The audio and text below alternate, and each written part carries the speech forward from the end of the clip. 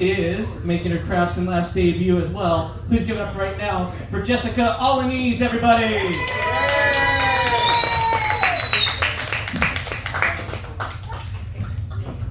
Do you ever invite people somewhere and then as soon as they get there, you're like, fuck, that was a bad decision? That was it.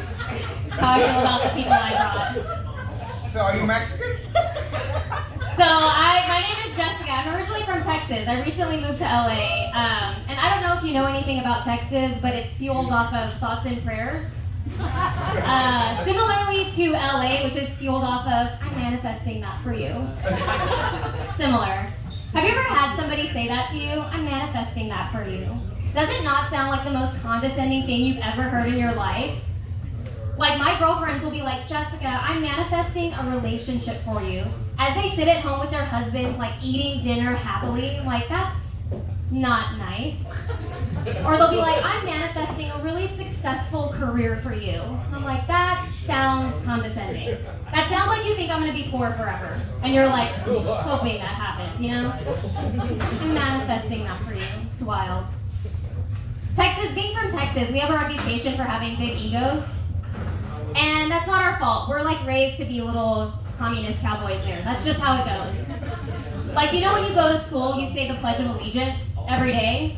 Well, we do that, and then we say the Pledge of Allegiance to the state of Texas. That's what we do, yeah, every day. We pledge our allegiance to cowboy boots, barbecue, and the Second Amendment. That's how we start our days. It's really great. So you can't blame us for having a big ego. Like, I don't know. Leaving Texas, it was kind of mind-blowing, honestly. Like, did you know barbecue pits could be shaped anything else but like a gun? That wasn't like just how they're naturally made? Mind-blowing, y'all, mind-blowing. As my favorite people did say, I am Mexican, which it sometimes shocks people because they always assume I'm white because I look entitled and like my parents probably still pay my rent, and I get that. I get that. But I am Mexican, and it's sometimes also called diversity hire for jobs, which is nice. It's nice because I imagine the HR team that hires me sees Alaniz, and they're like, sweet, Mexican, check that off the list, right? And then they read my name's Jessica, and they're like, fuck, not really. And then they learn that I'm not a hard worker, and they're like, what? Even worse, we got the Hollywood version, not like the real one. Fuck. Not ideal. It's fun being Mexican. I don't know, anybody else Mexican here? Hello. All right. Well, you all might be familiar with Mexican math. I'm 33, which means I should have about 6 or 7 kids right now, and I don't have any kids. And when my friends and family back home, you know, they see me in LA living life, they feel like I'm like behind in life, like I'm missing out, like there's something not right. Which is wild because to them I kind of look like the dog in the shelter that no one wants to adopt. But in LA, you're just like a young puppy that is not domesticated yet, you know? It's a totally different life. And it's sometimes like hard to understand my friends because they'll talk about how their kids have like slept through their night and they're taking their first steps. And I'm like, I also slept through the night and took my first steps. They were just at noon. So it's a little hard for me to relate to you guys. Like, I think marrying your high school sweetheart and having 3 kids is amazing and so nice. So is waking up late on the weekends and doing shrooms in the middle of the week. So I don't know. I don't think I'm missing out. I don't know. It's tough to say, honestly. I am single right now. I'm single. And dating is hard for my culture, for my people, which is short people. No, because you all in the back are probably like, who is talking? It's right here. Dating is hard for my people because people see somebody pint size and they're like, how nice. And it's not all rainbows and legroom. It's not. Like, I can buy my clothes in the kids section, and that's cool because it's, you know, I'll grow into it eventually. Shoes, same style, they're half the price and they have lights on the side, which is fashion. It's fashion. But it's not all great. There are downsides to it too. You know, like I can't wear baseball hats. Do you know that? It's short people, it's hard. Because they're meant to cover everything that's above you, right? You know what else is above short people? Everybody. Dude, everybody is above us. I already have to look up when I'm talking to people, but you throw a baseball hat on that, babe. It's not ideal. It is not ideal to do that. And like sitting in chairs, how nice that you guys can touch the little bar on the little bar stool. Not me. Not me. I'm just kicking my legs back and forth like I'm Fred Flintstone, like a toddler at snack time, just trying to make it happen. It's not as adorable. And like concerts, dude, that's just a podcast for me. That's just a podcast. I can't see that. That's just a podcast.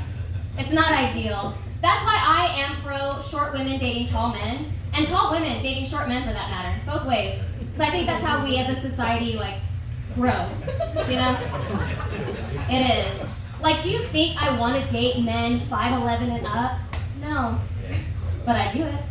For my kids, for my future kids, so that they have a life that I didn't have. So they are able to reach the top shelves in their apartments. That's why I do it. You think I want to figure out the logistics of me and a 6'2" man having sex? No. The angles, like that's...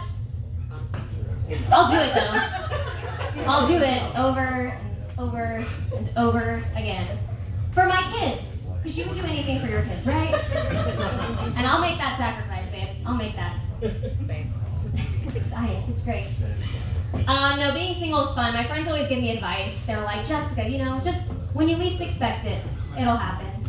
And I'm like, that's horrible. Like, we can all collectively agree we're waiting for the craziest thing to happen at any given time, right? Like, I saw a naked man playing a bagpipe on Santa Monica the other day, and that didn't surprise me. My first thought was like, I wonder if he has an agent. That's what I was wondering. Didn't even surprise. The last time I wasn't expecting something to happen was March 2020, and even then, I had a fucking feeling. I had a feeling something would happen. Least expected. They'll also say, like, go on dates, let people just get to know people. Just don't go home with them on the first date. I disagree. I think you should go home with people on the first date, because you gotta know what you're getting into. Why waste time? I'm 33, come on. Go home with them, get cozy, wait till they go to sleep and, like, you know, look through their medicine cabinet, snoop through their trash, like, see if they snore or, like, scare easily, you know? Do the research. Know before you get into it. I do know that I can't go to my mom for dating advice, though. She's the only person. Because her advice is like, Jessica, you're 33, just settle. That's... No. She's like, well, don't settle, but just lower your expectations. And I'm like, that's what I was doing. That's what I've been doing. Like, it's not... Most parents are like, shoot for the stars because you deserve the best. And my mom is like, just keep your fingers crossed that they don't come with kids. Just hope for that. It's not the best. I am obviously in therapy as well, because people I choose to associate with, right? Yes, Mr. Lopez, that was towards you. No, I am in therapy, and finding a therapist is like finding a good partner, right? Because you gotta be with somebody you trust and you can tell your secrets to. It took me a while to find mine because the first one I had, every time I told her something was going wrong, she'd be like, "Oh, that's tough." And I was like, "Yeah, babe, that's why I'm here. That's why I'm here, help me."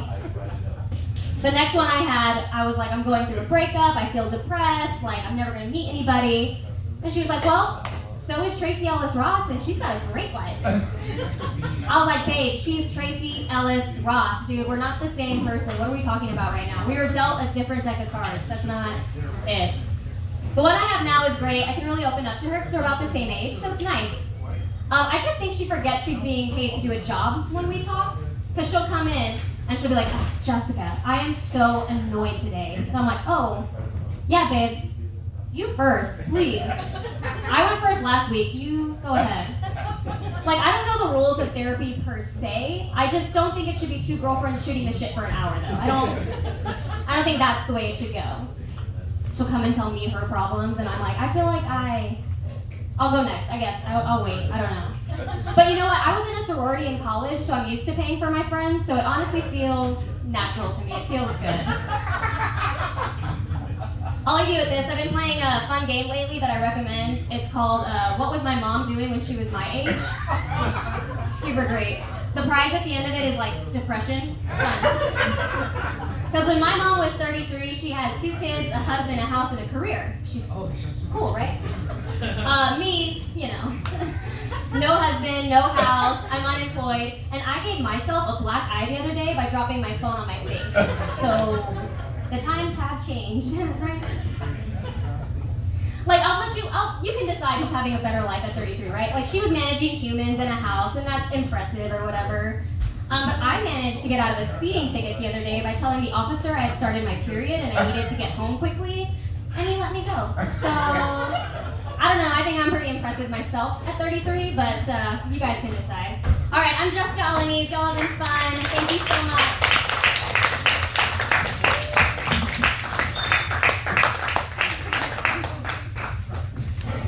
Keep it going for Jessica, everybody! Hey, good job.